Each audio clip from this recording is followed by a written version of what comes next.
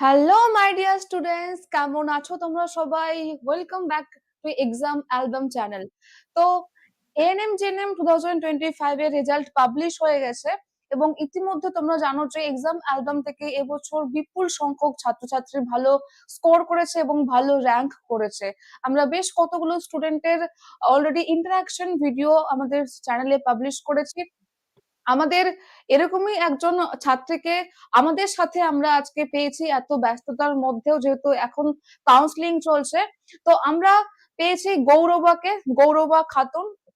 আমরা আজকে গৌরবার কাছ থেকে শুনে নেব যে ও কিভাবে পড়াশুনো করেছিল, তার প্রিপারেশন স্ট্র্যাটেজি কি ছিল, তার জার্নিটা সে ছোট্ট করে আমাদের সাথে শেয়ার করবে। তো গৌরবা, প্রথমেই জানাই তোমাকে অনেক অনেক শুভেচ্ছা এবং অভিনন্দন আমাদের এক্সাম অ্যালবামের সমস্ত ফ্যাকাল্টির তরফ থেকে। আজকে তোমার জন্য আমরা গর্ববোধ করছি। তো তোমাকে জানাই অনেক অনেক শুভেচ্ছা। তুমি যদি আমাদের ভিউয়ার্সদের সামনে নিজেকে ইন্ট্রোডিউস করো। থ্যাংক ইউ ম্যাম আমাকে শুভেচ্ছা জানানোর জন্য। আমি গৌরবা খাতুন, আমি মুর্শিদাবাদ থেকে বলছি। আমি এবছর 2025-এ এএনএম জিএনএম পরীক্ষা এন্ট্রান্স দিয়েছিলাম। আর আমি এবছর 85.2500 র্যাঙ্ক করেছি। আর এএনএম এর র্যাঙ্ক এসেছে আমার 430 আর জিএনএম এসেছে 438। হ্যাঁ, আচ্ছা, তো ও স্কোর করেছে 84.25 আর ওর জিএনএম এর র্যাঙ্ক হচ্ছে 438, এএনএম এ ওর র্যাঙ্ক হয়েছে 430। আচ্ছা, তো গৌরবা, তুমি যদি তোমার প্রিপারেশন জার্নিটা একটু শেয়ার করো, তুমি কিভাবে প্রিপারেশন নিয়েছিলে? নিয়েছিলাম বলতে আমি আদার্স এক্সামের জন্য পড়াশোনা করি, যেমন টেটের জন্য পড়ি প্রথম থেকে। মানে আচ্ছা কিছুটা আমি এক্সামের জন্য রেডি ছিলাম। আচ্ছা তারপর আমি বলতে 2022 থেকে আমি চেষ্টা করছি পরীক্ষাটা ক্র্যাক করার জন্য। আচ্ছা 22-23 আমি জিএনএম পেয়েছিলাম, কিন্তু এএনএম এর পাইনি আমি একবারও। আচ্ছা তার জন্য আমি বারবার পরীক্ষাটা দিতে থাকি। 23-এ আমি পেয়েছিলাম জিএনএম, আচ্ছা অ্যাডমিশন নিইনি আমি। আচ্ছা, তুমি মানে 25-এ এর আগেও এক্সাম দিয়েছো তাহলে অনেকবারই? দিয়েছি 2022, 2023, 2024, 3 বছর পর জিএনএম তাও এবার পেয়েছি, হয়েছে। কিন্তু এএনএম আমি র্যাঙ্ক করতে পারিনি। আচ্ছা, মানে এর আগে তুমি জিএনএম পেয়েছিলে কিন্তু তুমি এএনএম পাওনি। বুঝলাম, বুঝলাম। তো এসেও তুমি, আমি জিএনএম পেয়েছি, এএনএম পাইনি। আচ্ছা, তো তোমার মানে বরাবরই কি মানে এএনএম করার ইচ্ছে ছিল? পরীক্ষা দিতেই থাক। 2024 আমি পরীক্ষা দিই, কিন্তু এত র্যাঙ্ক আমার লো এসেছিল আমি। হ্যাঁ, সরি, একটু নেটওয়ার্কের 2024-এ সমস্যা হচ্ছে। বলো। হাই কাটা ছিল যে আমি জিএনএমও পেলাম না, তখন এত ডিমোটিভেট হয়ে গেলাম যে আমি কি করব এখন। মানে এএনএম এর স্বপ্ন আমার থেকেই যাবে এরকম ভাবছিলাম। যে আচ্ছা, আমি তারপরের জাস্ট বছর নেটওয়ার্কের সমস্যার জন্য শুনতে পাইনি। ব্যাপারটা হচ্ছে যে তুমি 2023-এ পেয়েছিলে কিন্তু তারপর তুমি অ্যাডমিশন নাওনি জিএনএম এ। 2024-এ আবার পরীক্ষা দিয়েছিলে কিন্তু 2024-এ হাই যেহেতু কাট অফটা গিয়েছিল, তো তোমার কোনোভাবে দুটোই হয়নি। হবে না বলে আমি করাইনি আর। আচ্ছা আচ্ছা, বুঝলাম।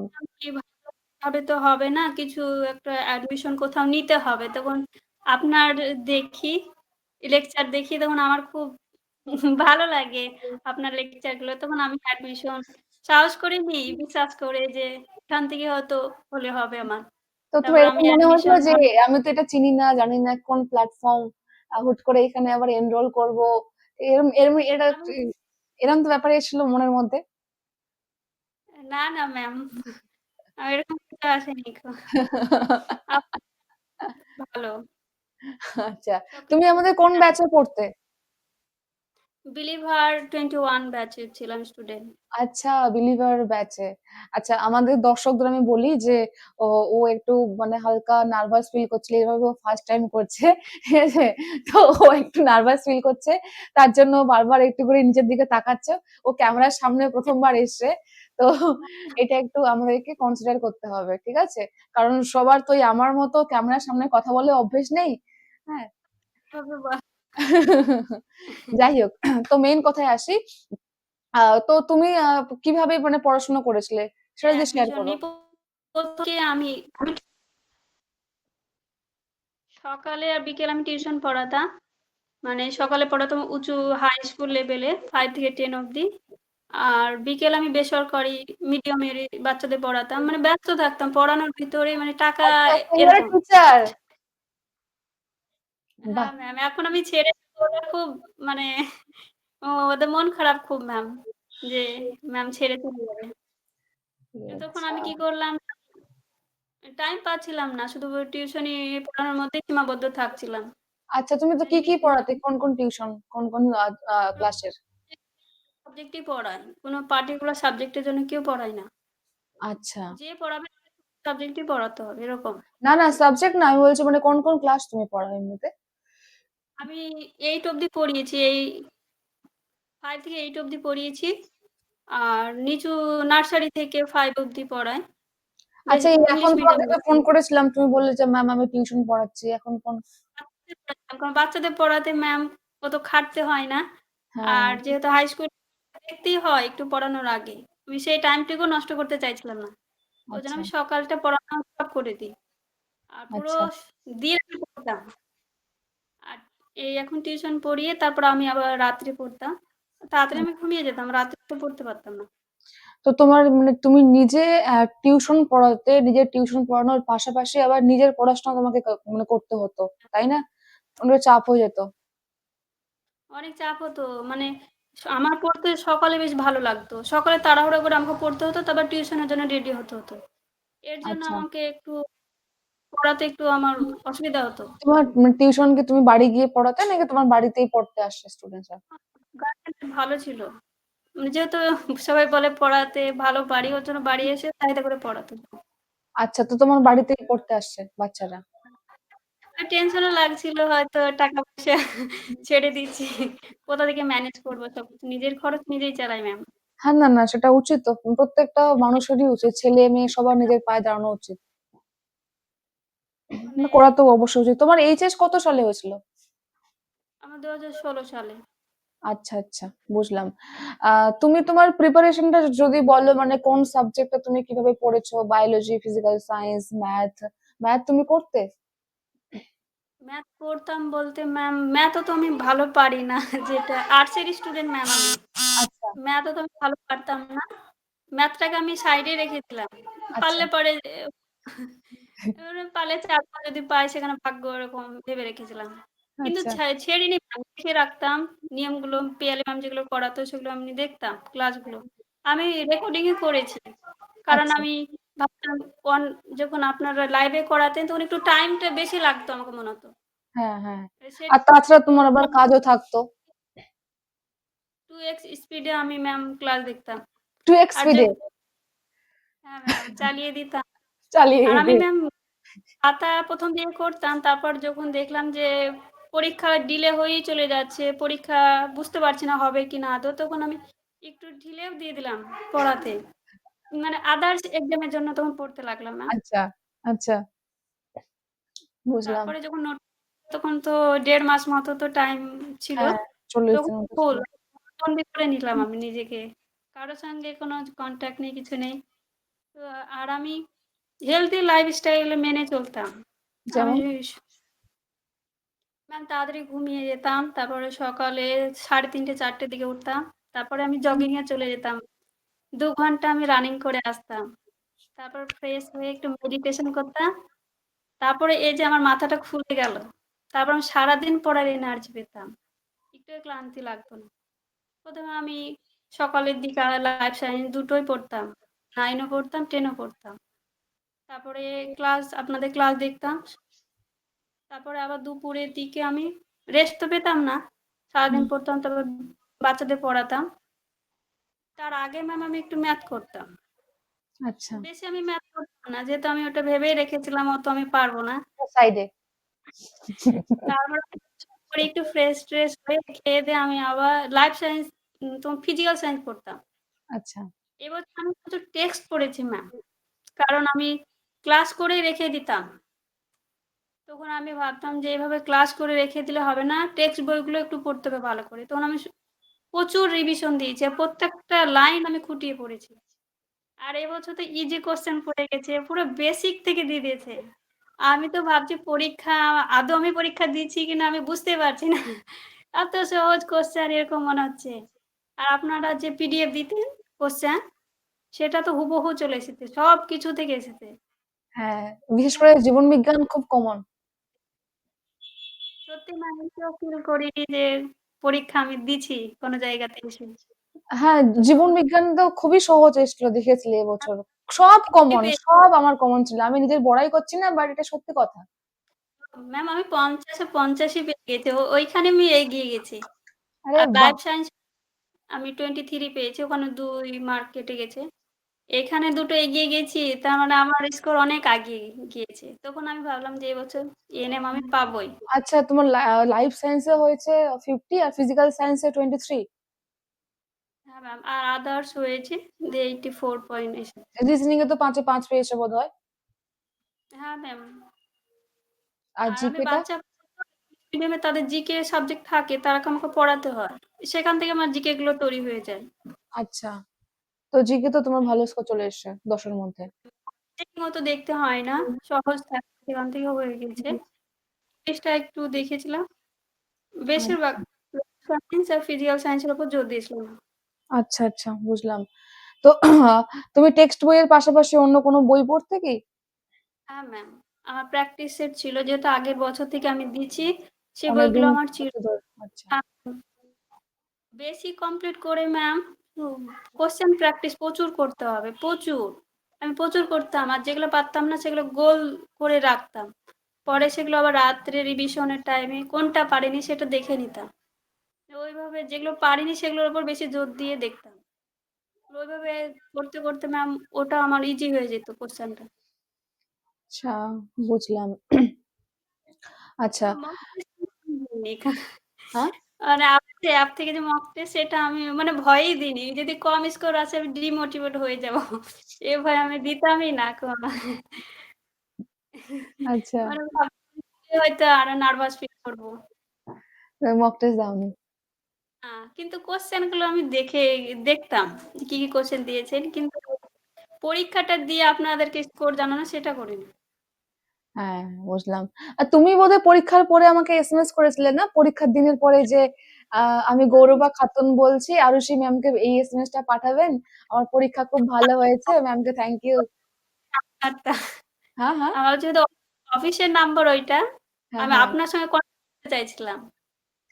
যেহেতু হ্যাঁ, আপনি সবাইকে ভিডিও করেন, আমারও ইচ্ছে ছিল যে এভাবে আমিও ভিডিও মানে আমার আচ্ছা। স্কোরটা ম্যামের পৌঁছে যেন যায়। হ্যাঁ, আমার কাছে এসএমএসটা আসলো তো আমি দেখলাম, আমি ভাবলাম ওয়াও! খুব ভালো। তো আমি জিজ্ঞেস করলাম যে কোন ব্যাচের স্টুডেন্ট? এবার ওই টাইমটাতে আমরাও তো মানে ভিডিও বানাচ্ছিলাম ক্লাসের, আমাকে আনসার দিয়ে দিতে হবে। তো অনেক ব্যস্ততার মধ্যে ছিলাম। তো সঙ্গে, সঙ্গে ওই জন্য আমি রিপ্লাই করতে পারিনি। কিন্তু আমার নামটা তখন থেকেই মনে ছিল যে গৌরবা খাতুন। মানে এই নামটা আসবেই। I knew it যে এই নামটা আসবেই। কারণ ও যেহেতু বলেছে যে ওর ভালো পরীক্ষা হয়েছে এবং তুমি বলেছিলে যে এত স্কোর করেছো। আমি বললাম বাহ! গ্রেট। সে ফিল করতে পারে যে সে তার ভালো পরীক্ষা হয়েছে। একদম, একদম, একদম। পরীক্ষা আ বেরিয়েই তো তুমি বুঝতে পারবে যে না তুমি কত পাবে। You are confident enough. তো এটাই বলে দেয়। তো এরকমই পড়তে হবে যাতে আমি জানি যে আমি কত স্কোর করতে পারি। তাই না? আচ্ছা।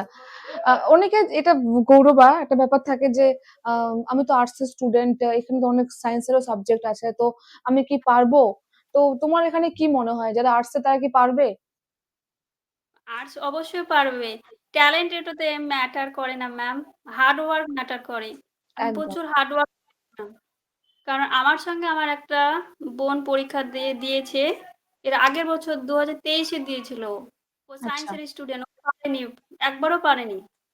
ও তারপরে এই বছর বলছে যে এত স্কোরে কাট অফ এ আমি আসতে পারবো না। ও সায়েন্সের স্টুডেন্ট হয়ে বলছে যে ও পারবে না। আর আমি আর্টসের স্টুডেন্ট হয়ে আমি চেষ্টা করে গিভ আপ না করে আমি পেরে গেছি। তখন বাহ! মনে হলো যে সবাই পারবে। চেষ্টা করলে সবাই পারবে। আর্টস, সায়েন্স বলে কিছু ম্যাটার করে না ম্যাম। চেষ্টা একদম। করলেই সবই হবে। এই কথা তুমি ঠিক বলেছো যে ট্যালেন্ট বা এইসব কিছু সত্যি এইসব ম্যাটার করে না। ঠিক আছে? পরিশ্রমটাই কিন্তু আসল। কেউ হয়তো একটা পড়া বুঝতে কারো ৫ মিনিট টাইম লাগে, কারো ১০ মিনিট টাইম লাগে, কারো ১৫ মিনিট টাইম লাগে। ঠিক আছে? তো টাইম লাগে আর্টসের স্টুডেন্ট ওইটা হ্যাঁ, তো বেশি টাইম ক্লিয়ার করতে। লাগবো, টাইম দেবো, আমি পরিশ্রম করব। এবার যে ৫ মিনিটে পড়া বোঝে সে হয়তো পড়ছেই না সারাদিন। তার মধ্যে একটা ওভার কনফিডেন্স আছে যে আমি তো পারবো। দেখা গেল কি যে 15 মিনিটে পড়াটা বোঝে সে এগিয়ে গেল, কারণ সে টাইম দিয়েছে, সে পড়েছে ওই থিওরিটা, কচ্ছপের থিওরি। তো হ্যাঁ, ওটা আমি সত্যি মন থেকে খুব বিশ্বাস করি। যাই হোক, তো এই হলো ব্যাপার। যারা করতে হবে কারণ এবছর পুরো বেসিক থেকে দিয়েছে ম্যাম। একদম যার বেসিক সে প্রচুর নাম্বার এবছর পেয়ে যাবে। একদম খুব থেকে কোশ্চেন আসেনি এবছর। আর ইংলিশ নিয়ে তোমার কোনো প্রবলেম ছিল? আমি ইংলিশ মোটামুটি আমার আগে থেকেই বাচ্চারাকে আমি ইংলিশ মানে শেখাই, যতটা পারি শেখাই। মানে টেন্স থেকে মানে গ্রামারটুকু নলেজ আমার ছিল। আচ্ছা সেখান থেকে তো টাফ কোশ্চেন আসে না। কিছু হয়তো ভোকাব গুলো আমাকে একটু মুখস্থ করতে হয়, এগুলো একটু করতে হয়েছিল ওই যা। গ্রামারটা আমি অত দেখতাম না। বাচ্চারাকে শিখাতাম, ওখান থেকে আমার হয়ে যেত। আচ্ছা, আমার টিউশনি বাহ! খুব কাজ, তো টিউশন তোমার ছেড়ে টিউশন দিয়েছি, জন্য কাজে দিয়েছে। কাজে দিয়েছি। অর্ধেক তখন দেখি আমার কালচারের মধ্যে ছিলাম তো, পড়াশোনার মধ্যে। ওখান থেকে কিছুটা আমার হয়ে গেছে আদার সাবজেক্ট। বুঝলাম, আমি বাহ! ধরুন আমাকে সায়েন্সটাকে আমাকে কভার করতে হয়েছে প্রচুর। 9, 10 অনেক বছর আগে ভুলে গেছি সব। সেটাকে আবার করতে অনেক কষ্ট হয়েছে। বুঝলাম। প্রচুর কষ্ট। নিজেকে তোমার ঠিক রাখতে, গিভ আপ না করে সেই 22 থেকে চেষ্টা করা অনেক কষ্ট। ফ্যামিলি যে সাপোর্ট ম্যাম 22, অত 23, 24, তো ফ্যামিলি থেকে তোমাকে সাপোর্ট করেছে? আমি জিএনএম করে এতদিন হয়তো কমপ্লিটই করে নিতাম। এএনএম এর জন্য এত আশা করে রেখে এতদিন হুম, আমার জিএনএম নিলে কমপ্লিট হয়ে বেরিয়ে যেতাম। হুম, কিন্তু ওই একটা এএনএমটাই করবো। করলে জেদ, এএনএমই করবো। জেদ ছিল হ্যাঁ, তোমার একটা। ফ্যামিলি এইভাবে করতে গিয়ে সাপোর্ট পাইনি, কারণ একই পরীক্ষা কবার দেয় এরকম ভাবে মেন্টালিটি সব। তো এখন ওরাই বেশি খুশি আমার থেকে। বাড়িতে মেয়ে খুশি কিছু তোমার একটা, মা বাবা? হ্যাঁ আমার বাবা তো যাকে বলছে তাকে বলছে আমার মা এটা, আমার মেয়ে এতে চান্স পেয়েছে, পরবর্তীকালে চাকরিও হয়ে যাবে। শুনতে খুব পাড়ায় গেলে পরে অনেকজন আমাকে বলবে, "তুই চাকরি পেয়ে গেছি হয়তো", ওরা ভাবছে এখন। সেই আচ্ছা, হিসেবে ওরা ভালো ব্যবহার করছে। রিলেটিভের সঙ্গে বসতে পারতাম না।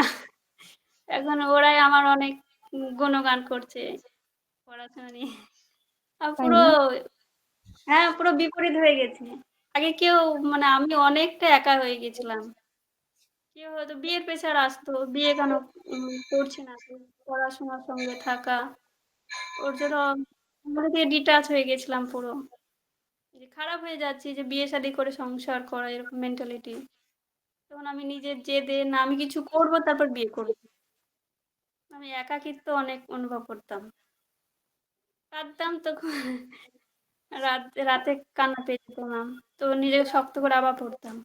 যে দেখিয়ে দেবো একদিন যে আমিও কিছু করতে পারি। নিজের জেদ থাকতে হবে ম্যাম, যে কোনো কিছু করতে গেলে। শুধু পরীক্ষা বলে না, যে কোনো কাজে। একদম, যে কোনো কাজে ইউ আর রাইট, জেদ থাকতে হবে। তো যারা শুনছে, যারা দেখছে ভিডিওটা, তারা নিশ্চয়ই ইমোশনটা বোঝার চেষ্টা করবে, তাই না? যে তুমি কতটা প্রতিকূলতা, বাধা পেরিয়ে আজকে এই জায়গায় এসছো। একটু কষ্ট হয় ম্যাম। যেটা সব থেকে মানে পেইনফুল, বা যেটা মেইন রিয়েল জার্নি 2022 থেকে 2025, এটা মেইন। শুধুই লাইফ পাচ্ছি না এরকম ফিল করছি। মানে আমার বিয়ে শাদিও আমি মানে হয়নি। তারপর আমি কিছু একটা করতেও পারলাম না। মানে প্রচুর ডিপ্রেশন চলে যাচ্ছিলাম। তার জন্য আমি হেলথি লাইফস্টাইল শুরু করে দিলাম।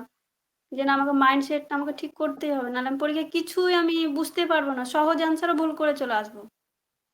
তার জন্য আমি মেডিটেশনটাকে ধরে নিয়েছিলাম। মেডিটেশন তারপরে তো এটা এক্সারসাইজ তোমার এগুলো মাথায় মানে মানে কিভাবে আসলো যে আমাকে ইয়ে করতে হবে, মেডিটেশন করতে হবে, বা আমি একজনকে দেখি সে লাইফস্টাইল এর সম্পর্কে বলে। আর আচ্ছা, আমার একটু হেলথ জন্য আমাকে করতেই হবে এক্সারসাইজ এরকম। আচ্ছা, আমি করতাম। মানে হ্যাঁ, পড়েও আমি মানে এত প্রেশার আসতো থেকে যে ভুলে যেতাম এরকম মনে হতো। তার জন্য আচ্ছা, আমি হেলথি লাইফস্টাইল করতাম। একদম, মানে ২ ঘন্টা যে নিজের জন্য। একদম। তারপর তো সারাদিন যারা নেক্সট ইয়ারে এক্সাম দেবে, তুমি তাদের জন্য কি মেসেজ দিতে চাও? আমি বলবো যে 9 10 এর বইগুলো আছে বেসিক ক্লিয়ার করতে। আর মাল্টিপল রিভিশন দিতে তাদেরকে। প্রচুর রিভিশন করতে হবে। আর আপনাদের যে ক্লাসগুলো আপনারা করান, হয় রেকর্ডেড হোক বা লাইভ হোক, রেগুলার ক্লাস করতে হবে। আমি লাইভ না হলেও রেকর্ডেড আমি প্রতিদিনই দেখতাম। জমিয়ে আমি কোনটা রাখিনি আপনাদের ক্লাস। রেগুলার দেখতাম। তাদেরকেও রেগুলার দেখতে হবে। খাতায় নোট করতে হবে। আমি নোট করতাম আর যেগুলো হয়তো আপনারা এক্সট্রা বলতেন সেগুলো লিখে নিতাম। বইয়ের পাশে লিখে নিতাম, যে চ্যাপ্টার পড়তাম তার পাশে হয়তো কোনো জায়গায় নোট করে নিতাম। পড়তে গিয়ে সেটা আবার দেখে নিতাম, তখন মনে চলে আসতো যে এটা এক্সট্রা পড়তে হবে। এভাবে করতাম। প্রচুর আর প্র্যাকটিস সেট প্রচুর করতে হবে ম্যাম। যেকোনো প্র্যাকটিস সেট আর আপনারা যেগুলো দেন সেগুলো আপনাদের থেকে তো বেশিরভাগ সেগুলোই আছে। হুম, 100% আপনাদের থেকেই চলে আসে। ওগুলো প্রচুর করতে হবে। আর মক টেস্ট দেওয়া ভালো ম্যাম। আমি হয়তো দিইনি, এটা আমার ফল্ট। কিন্তু মক টেস্ট দিয়ে নিজেকে যাচাই করা অনেক ভালো। দরকার। আর হ্যাঁ, সেটাই। হয়তো আমি পেতাম হয়তো, আর উন্নত করতাম। বুঝলাম। তো পেয়ে হুম, এখন ভাবি যে আরেকটু নাম্বার পেলে হয়তো ভালো লাগতো, এরকম মনে হচ্ছে। কিন্তু এর থেকে ভাবছি না, পেয়ে গেছি এটা অনেকটা যথেষ্ট। আর দরকার নেই। আর দরকার নেই, টপার হতে আসেনি, তাই তো? যেটা পেয়েছি যথেষ্ট, সেটাই। এখন তো ভালো করছি। আমরা শুনলাম ও কি বললো যে প্র্যাকটিস করতে হবে, যেটা ওর মেইন কথা, সেটা হচ্ছে প্র্যাকটিস করতে হবে। যত প্র্যাকটিস করবে তত বেশি ভালো। যেগুলো আমি পারছি না সেগুলোকে হয়তো খাতায় লিখতে হবে, নাহলে আন্ডারলাইন বা কোনো কিছু একটা চিহ্ন দিয়ে রাখতে হবে যে আমি এটা পারিনি, আমার দ্বারা হয়নি। ওটাকে আমি বারবার দেখে রাখবো। নেক্সট টাইম যখন আসবে তখন ওইটাকেই তখন ভালো করে পড়তে হবে, হয়তো কোনো কালি দিয়ে মার্ক করে রাখলেও চলবে ওটা। বা পরে হাইলাইট ওটা করে রাখা হলো। বারবার ওটাকে দেখে ইজি করে নিতে হবে কোশ্চেনটাকে নিজেকে, যে আমি পাচ্ছি কিনা ওটা। আর অ্যান্সার দেখে দেখে কোনো কিছু, অনেক প্র্যাকটিসের অ্যান্সার থাকে সেটা দেখে করাটা খারাপ দেখায় না। নিজেকে যাচাই করতে হবে যে আমি পারছি কতটা। সেটাই, ঠিক বলেছো যে নিজেকে করতে হবে। অনেক বইতে উত্তর দেওয়া থাকে বা পিডিএফ এ উত্তর দেওয়া থাকে, সেগুলো দেখে করলে হবে না, দেওয়াই আছে। ডাইরেক্ট প্র্যাকটিস সেটে যে করা ভালো না ম্যাম। বেশি ক্লিয়ার করতে হবে, তাতে টাইম লাগুক। 9-10 এর বইগুলোকে একদম গুলে খেয়ে নিতে হবে যাকে বলে। পুরো লাইন বাই লাইন মনে রাখতে হবে। আমি প্রত্যেকটা লাইন দেখেছি ম্যাম। কোথায় কি আছে সব আমি বলে দিতে পারবো এরকম। বাহ, এতটা ভেরি পড়ে গুড, ভেরি গুড। তো টেক্সট বই ভালো করে পড়তে হবে, প্র্যাকটিস করতে হবে। যত বেশি এমসিকিউ প্র্যাকটিস করবে তত ভালো। এমসিকিউ বইও বেসড প্র্যাকটিস করতে হবে। এমসিকিউ বেসড ভাবে মানে একটা এমসিকিউ সলভ করলাম, পারলাম না, ওটাকে মার্ক করলাম, যেটা ও বলছে মার্ক করলাম, নেক্সট টাইম আসবো, পারিনি কেন পারিনি সেটা আমাকে ক্লিয়ার করতে হবে, এটা আমাকে ইজি করতে হবে। এখন তো অনেকগুলো পাচ্ছি না, তাহলে আমার ওই চ্যাপ্টারটা কোনো বেশি ক্লিয়ার আমার হয়নি, এটা ভাবতে হবে। তখন হয়তো আপনাদের রেকর্ডেড ক্লাস দেখে সেটা বেশি ক্লিয়ার করে তারপরে চ্যাপ্টারটা আবার পড়তে হবে। তারপরে কোশ্চেনটাকে পাচ্ছি না সেটা চেষ্টা করতে হবে। একদম, একদম, ডেফিনেটলি রাইট। তো বলো। তো 9 এর কোনো চ্যাপ্টার হয়তো ছবি তুললাম, সেটা হয়তো ChatGPT কে দিলাম, শর্ট নোট কিভাবে করতে হয় ওরা অ্যান্সার দিয়ে দেয়, সেটা লিখে নিলাম। আর হুম, ওখান থেকে কতটা অ্যান্সার হতে পারে সেটা ওরা লিখে দিয়ে দিতাম, দেয়। ওরা বের করে তো তুমি সেখান থেকে বলতে চাও এক্সট্রা যে মানে বর্তমানে আমাদেরকে টেকনোলজি ইউজ করতে হবে, তাই তো? জেমিনি, এআই বা চ্যাট জিপিটি ইত্যাদি ইত্যাদি। হ্যাঁ, ইউ আর অনেক রাইট। ইনফরমেশন দিয়ে দেয়। একদম। সো জায়গা থেকে আমাদেরকে আমি ভালো টেকনোলজি বিভিন্ন রিসোর্সেস ইউজ করতে হবে। বেশ, খুব ভালো লাগলো গৌরবা। আর or any other suggestion you want to provide? Give up করতে হবে না ম্যাম। গিভ আপ করলে হবে না। কারণ আমি 22 থেকে চেষ্টা করছি ম্যাম। মানে 22 থেকে চেষ্টা করে এবছর পেলাম। মানে এটার জন্য অনেক আমাকে খুশি হচ্ছে যে আমি নিজেকে গিভ আপ না করে পেরেছি। মানে সত্যি আমি ঘুমিয়ে থাকি তখনও মনে হয় যে আমি সত্যি পেরেছি। মানে নিজেকে অন্তর থেকে একটা খুশি আসে। একদম একটা স্যাটিসফ্যাকশন আসছে মনের ভেতর থেকে যে না, আমি পেরেছি। আর সত্যি 2022 থেকে আজ 25-26 আমরা পা দেবো কিছুদিন পরে। এতদিনের একটা কমপ্লিট জার্নি। ভাবতাম যে অন্য লাইনে হয়তো গিয়ে চলে গেলে হয়তো আমার হয়ে যেত অন্য কিছু। এটাতেই লেগেছিলাম আমি। একদম। সো লেগে থাকতে হবে। যারা খুব সহজে হাল ছেড়ে দাও, গৌরবার কথাটা ভালো করে শোনো। ওর একটাই বক্তব্য, প্র্যাকটিস করো আর নিজের হাল ছাড়তে হবে না, ঠিক আছে? মেয়েটা অনেক প্রতিকূলতা পার করেছে, অনেক কথা শুনেছে আশেপাশের লোকজনের, তার আত্মীয় স্বজনের, যেহেতু একটা সার্টেন এজে পৌঁছে গিয়েছে, এবং আমাদের ইন্টেরিয়র এরিয়াগুলোতে কি হয় যে একটা বিয়ের জন্য চাপ সৃষ্টি হয়। তো সমস্ত পারিবারিক সমস্যা প্রতিকূলতা পেরিয়ে আজকে ও এখানে এসছে। হ্যাঁ, বলো। মানে আস্তে, আস্তে আপনি সবারই কাছেই খারাপ হয়ে যাবেন। ওরাও কিন্তু খারাপ ওরাও না। ওরা ওদের মেন্টালিটি কি যে একটা মেয়ে বড় হবে বিয়ে না, দিয়ে না, এরকম না, সেটা আমি একবারও বলছি না। কারো কাছে মানে এটা এটা বাস্তব, সবার মানে এটা হয়। কারো প্রতি সবার সব ডিসরেসপেক্ট নেই যে মানে কেউ এটা বলেছে বা এরকম কোনো ডিসরেসপেক্ট আমাদের তরফ থেকে নেই বা তোমার তরফ থেকে নেই। আমি এটা ক্লিয়ার জানি। তো না। আ কারণ সবার স্বপ্ন তো সমান না ম্যাম। একদম, সবাই তো একদম, সব জীবনযাপন করতে চায় না। একদম, একদম। You are right. আলাদা ছিলাম। হ্যাঁ, বলো। আমি একটু আলাদা চেয়েছিলাম। ওর জন্য আমাকে স্ট্রাগল করতে হয়েছে একটু। হ্যাঁ, হ্যাঁ, সেটাই, সেটাই। বিয়ে শাদী করে থাকতে চাইনি। হ্যাঁ। দেখো, তোমার জীবনে কিছু স্বপ্ন ছিল, সেই স্বপ্নটা তুমি আজকে পূরণ করতে পেরেছো। এটাই অনেক। এখানেই তোমার জীবনের সার্থকতা। তাই না? ভুলে গেছি। এখন একদম। সবাই ভুলে গেছে। এখন বুঝতে পারবো না যে ও এরকম মানে ব্যবহার করেছে এসব। হ্যাঁ, আর আমি সত্যি খুব, খুব খুশি তোমার আ আ আজকে যে এই যে তোমার সাফল্য, আমরা ভীষণ, ভীষণভাবে খুশি। আমি মন থেকে ভীষণ খুশি। আমি যেদিন ১ম এসএমএসটা দেখেছিলাম, আমার সেদিন দেখে খুবই ভালো লেগেছিল। আর আমি জানতাম যে একটা ভালো র‍্যাঙ্কার আসতে চলেছে। তো অ্যান্ড ফাইনালি সেই দিনটা চলেই এসেছে। আমার খুব ভালো লাগছে, গৌরবা। মানে সহজে কিছু পেয়ে গেলে অতটা আনন্দ হয় না ম্যাম। কষ্ট করে স্ট্রাগল করে যদি পাওয়া যায় না প্রচুর আনন্দ হয়, প্রচুর। একদম, একদম। যে আমি পেরেছি। হ্যাঁ ম্যাম পেরেছি। Very good. সবসময় এটাই আসছে এখন আমি পেরেছি, পেরেছি। মানে একটা কনফিডেন্স আলাদাই হয়ে গেছে। চলাফেরা আচ্ছা, সবকিছু মনে হচ্ছে আলাদা হয়ে গেছে আমার। একদম। তো তোমার কোথায় এখন মানে পড়ার ইচ্ছা আছে? আমার মেডিকেল মুর্শিদাবাদে কারণ যেহেতু কাছের মধ্যে এটা আমার হুম, বাড়ি আসতে সুবিধা হবে আমার। কিছু দরকার হলে চলে আসতে পারবো। তার আচ্ছা, জন্য মেডিকেলে একটু নাম আমাদের এখানে আছে খুব। আচ্ছা। মনে করেন কলকাতা চাই হয়ে নেব। আর তোমার আই থিংক মুর্শিদাবাদে হয়ে যাবে, তুমি যদি ওটা ফার্স্ট প্রেফারেন্স দাও। আরামসে হয়ে যাবে। দেখা যাক কলকাতাতে পেলে খুব সুবিধা হয়। কারণ বাড়ি থেকে সবকিছু নিয়ে যাওয়া খরচের ব্যাপার আছে ম্যাম না? হুম, হুম, হুম, মিডি মিডল ক্লাসের খরচটাই আগে দেখবো ম্যাম। হুম। মুর্শিদাবাদে পেয়ে গেলে অনেক কিছু বাড়ি থেকে প্রোভাইড করে দেবে। হোপফুলি পেয়ে যাবে তুমি মুর্শিদাবাদে। আরামসে হয়ে যাবে মুর্শিদাবাদ। তোমার যা র‍্যাঙ্ক আছে, চোখ বন্ধ করে মুর্শিদাবাদে হয়ে যাবে। আবার ভাবছি মুর্শিদাবাদে না বেস্ট কোনটা সেটাও ভাবছি। মানে বেস্ট এএনএম থেকে করব না বাড়ির কাছে করব এটা নিয়ে দ্বিধা আছে। আমার মনে হয় তুমি মুর্শিদাবাদ থেকে করলে তোমার ভালো। কারণ মুর্শিদাবাদেরটা বেশ ভালো শুনেছি।